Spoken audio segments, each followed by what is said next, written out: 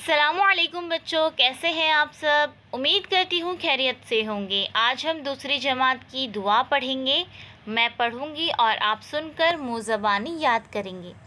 तो चलिए शुरू करते हैं। ए खुदा सुन ले मेरी दुआ, कर तू मुझ पर करम, रख तू मेरा भरम। राह सीधी चलूं, शम्अ बन कर जलूं, मुझको सच्चा बना, मुझको अच्छा बना।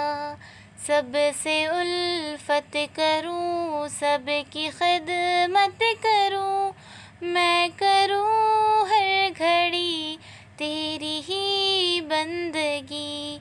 तू मुझे शाद रख, गम से आज़ाद रख। ए खुदा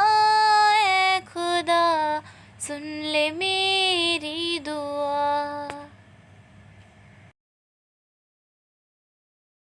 Please subscribe the channel and press the bell icon.